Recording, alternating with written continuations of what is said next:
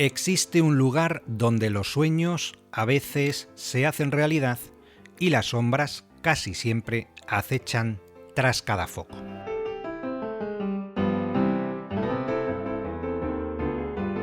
Ese lugar, para algunos maldito, se llama Hollywood, y detrás de su fachada glamurosa se esconden multitud de historias siniestras.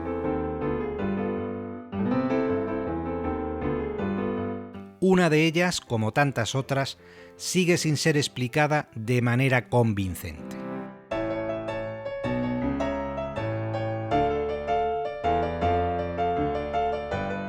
Hoy, queridos oyentes, nos vamos a adentrar en el caso de Thomas Harper Ince, el pionero del cine del oeste, cuyo fallecimiento, en extrañas circunstancias, el 19 de noviembre de 1924, sigue siendo uno de los misterios sin resolver más llamativos de la meca del cine, alimentando teorías de la conspiración que implican a figuras tan destacadas como las del magnate de la prensa William Randolph Hearst o las del actor británico Charles Chaplin.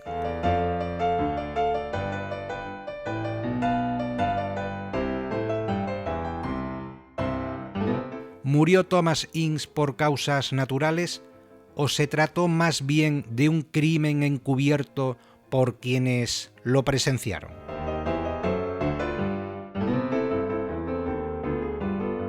Pues queridos oyentes, vamos a ver si soy capaz de arrojar algo de luz entre tanta tiniebla.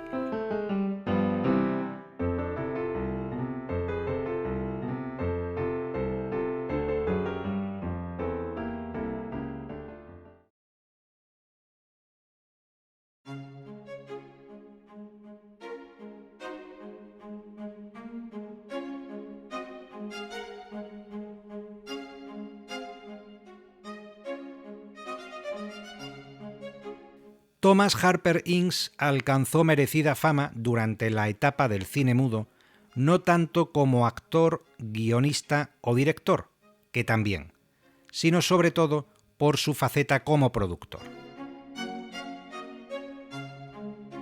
Ince era conocido por su riguroso control sobre los guiones y por su olfato para supervisar la producción de las películas en las que participaba.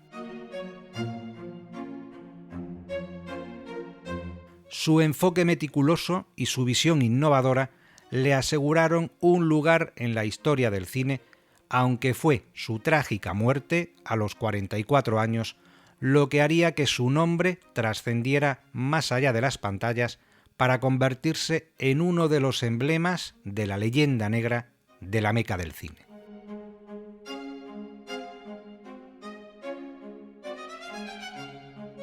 El 15 de noviembre de 1924, en San Pedro, California, un jovial y nutrido grupo de 14 personas embarcaba a bordo del lujoso yate Oneida, propiedad del multimillonario William Randolph Hearst.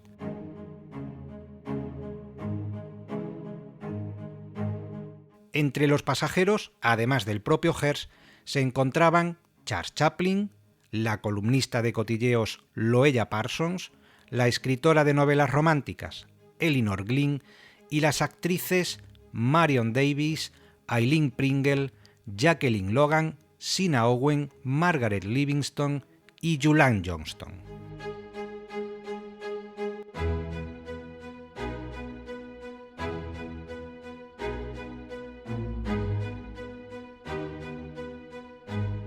La excusa del viaje era la de celebrar el cumpleaños de Thomas Ince, aunque hay quien dice que lo que de verdad buscaban aquellos pioneros era burlar las restricciones de la ley seca y pasar unos días en alta mar desinhibidos por un cóctel explosivo de alcohol, sexo y drogas.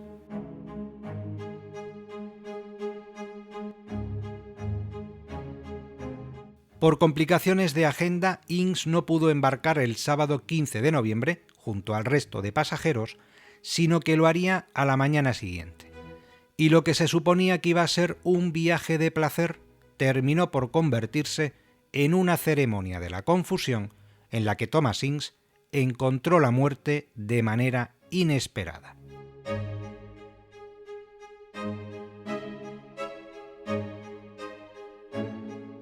A partir de ese momento se dispararían toda clase de rumores.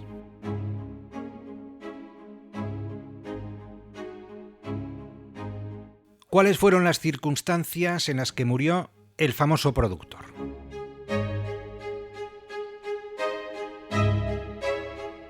Pues queridos oyentes, a día de hoy todavía no se sabe a ciencia cierta qué fue lo que pasó entre aquellos lujosos camarotes, puesto que quienes pudieron dar testimonio de lo ocurrido prefirieron guardar silencio. Eso sí, existen dos versiones principales sobre la muerte de Thomas Ince. La primera, que es la versión oficial, asegura que se debió a causas naturales, y en concreto a una indigestión aguda que derivó en una insuficiencia cardíaca.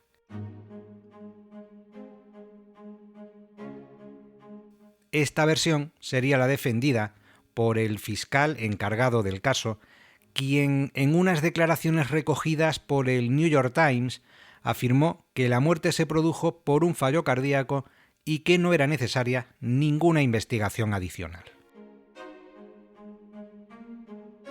Todo ello a pesar de que el mayordomo de Chaplin manifestó que cuando bajaron el cuerpo del yate para trasladarlo al hospital, la cabeza de Thomas Ince sangraba por una herida de bala. Sin embargo, Los Angeles Times informó también que durante el funeral el ataúd permaneció abierto durante 1 hora para que sus amigos y los empleados del estudio pudieran echar un último vistazo al hombre al que tanto respetaban. Y sin embargo, nadie habló de ninguna herida de bala.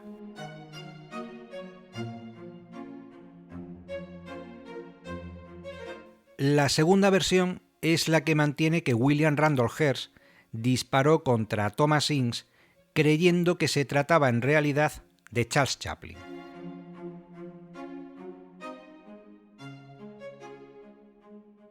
¿Y por qué haría eso uno de los hombres más poderosos de su tiempo? Pues por lo visto, por celos.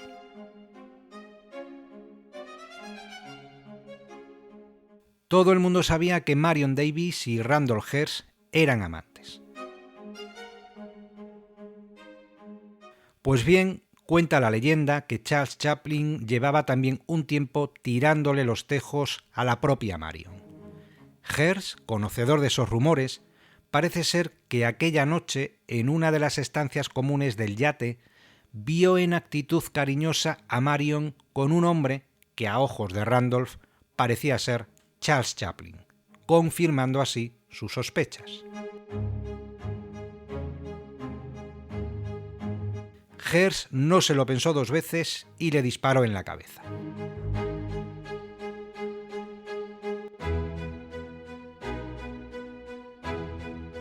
Y así fue, según quienes mantienen esta teoría, como el pobre Thomas Ince exhaló su último aliento.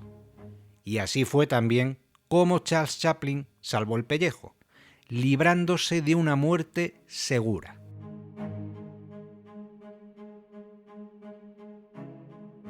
Si se hubieran cumplido las previsiones de Randolph Hearst y el finado, en lugar de Ince, hubiera sido Charles Chaplin, el caprichoso destino habría privado a la industria del cine de uno de sus mayores genios.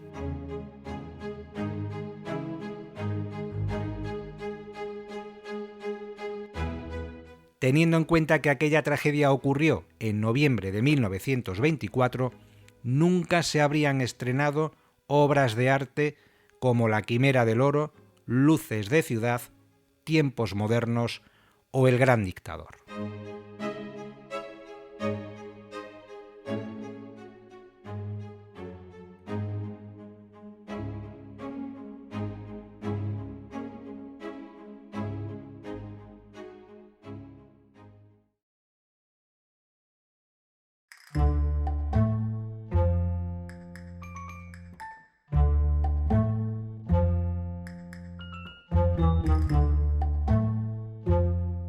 La relevancia social de un personaje como William Randolph Hearst hizo que la versión oficial fuera la que prevaleciera.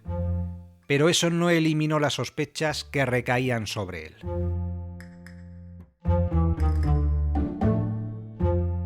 Sospechas incrementadas por una serie de acontecimientos posteriores, como estos tres que os expongo a continuación.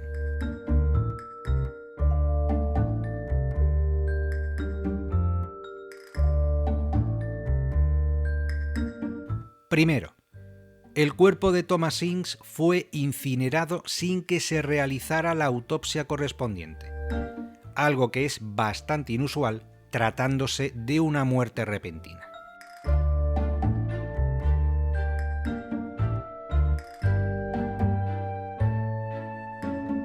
Segundo,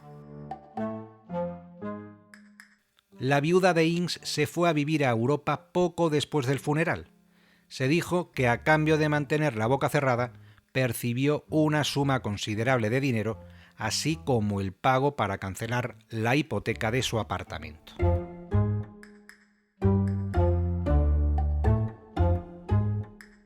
Y tercero, después de todo aquello, Louella Parsons consiguió un contrato vitalicio para escribir una columna en los medios de los que era propietario Randall Hearst, convirtiéndose así en una de las periodistas más poderosas de Hollywood, con una audiencia de más de 20 millones de lectores.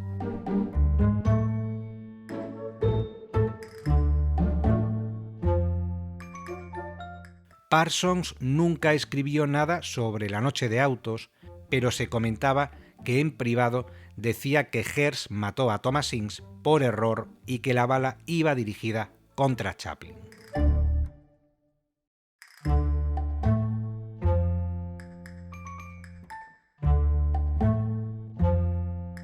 En 2012, el experto en cine Brian Taves, que fue archivero en la Biblioteca del Congreso de Estados Unidos y es autor de más de 100 artículos y de 6 libros relacionados con la historia del cine y de la televisión, publicó una biografía sobre Thomas Ince en la que descartaba la teoría del asesinato, refutando muchos de los rumores que habían circulado hasta entonces por los mentideros de Hollywood.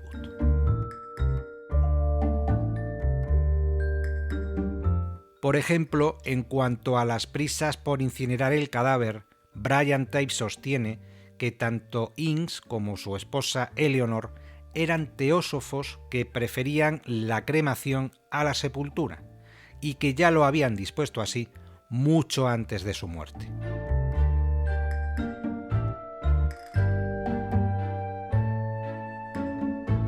Además, añade este autor que la viuda no se marchó repentinamente de Estados Unidos tras la muerte de su marido, sino que lo hizo en julio de 1925, es decir, aproximadamente 8 meses después.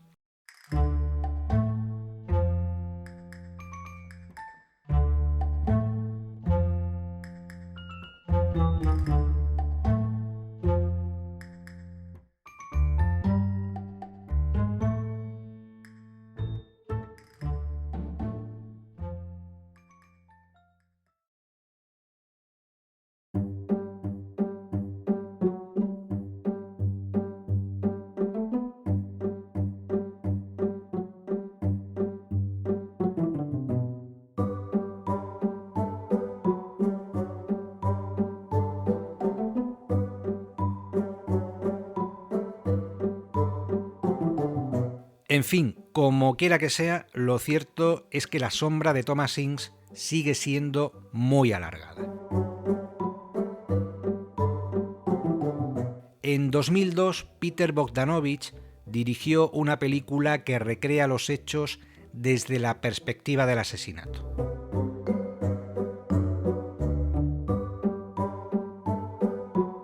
No es que sea el mejor trabajo de Bogdanovich, pero merece la pena. Además, tiene el aliciente de que la actriz Kirsten Dunst es la que interpreta a Marion Davies y lo hace muy bien.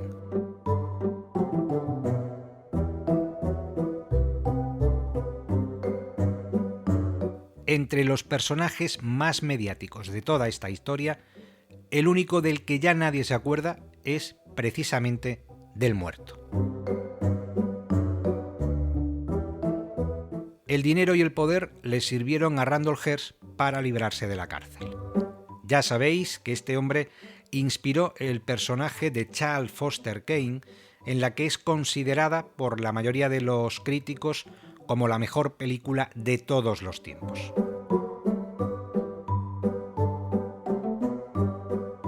Me estoy refiriendo a Ciudadano Kane, dirigida e interpretada por Orson Welles en 1941.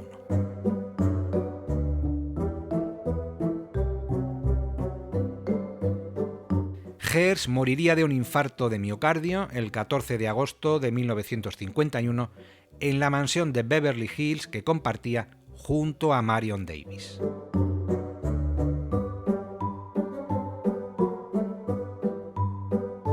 Una Marion Davies que le sobrevivió 13 años más hasta que un cáncer de estómago se la llevó también a la tumba el 22 de septiembre de 1961.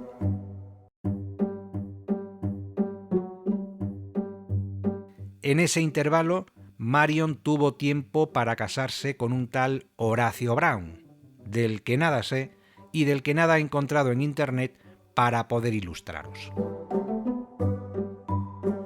Lo que es seguro es que no tendría ni la fortuna ni la influencia de su antecesor.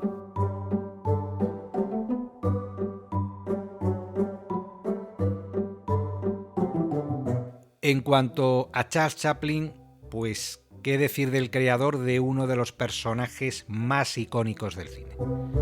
Yo creo que lo mejor en estos casos es callar y admirar la obra de un genio. Simplemente dejar constancia de que Chaplin se casó 4 veces, tuvo 11 hijos y murió en Suiza el día de Navidad de 1977 a los 88 años.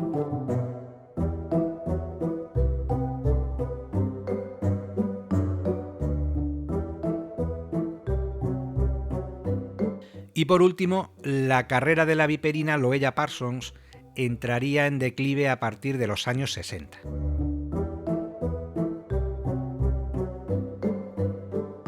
Eso sí, en su haber hay que reconocer que tiene más estrellas en el Paseo de la Fama de Hollywood que el mismísimo Charles Chaplin. Si el creador del mundialmente conocido Charlotte tiene una estrella en la categoría de cine, Loella Parsons tiene 2. Una en la categoría de cine y otra más en la de radio.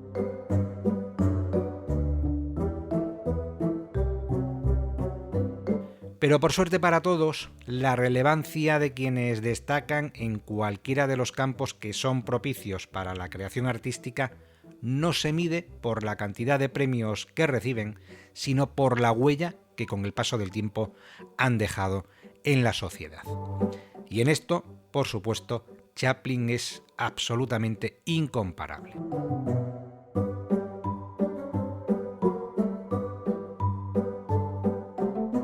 Parsons murió en 1972, dejando escritos 2 volúmenes de memorias que no me importaría haber leído si no fuera porque no están traducidos al castellano y además porque valen un ojo de la cara, según he podido comprobar echando un vistazo en Amazon.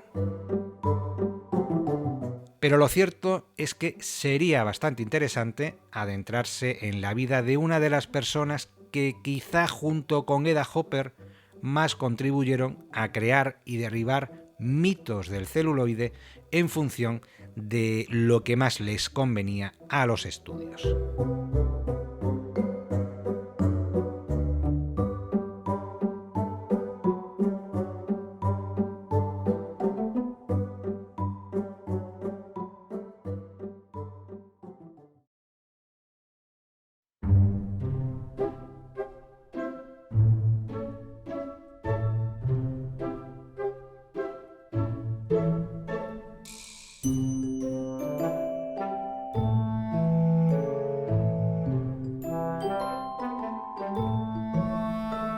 Y hasta aquí, queridos oyentes, el episodio de hoy.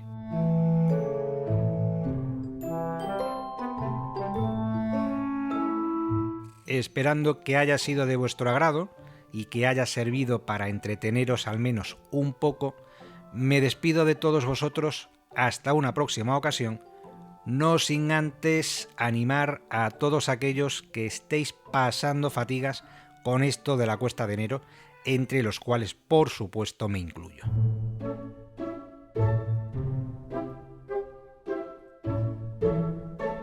Ya mismo nos volverá a embargar la alegría al comprobar que nuestras cuentas corrientes vuelven a relucir esplendorosamente.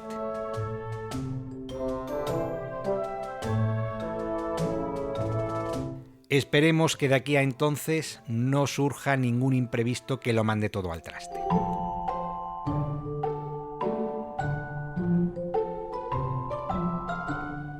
Lo dicho, un saludo y hasta el próximo episodio.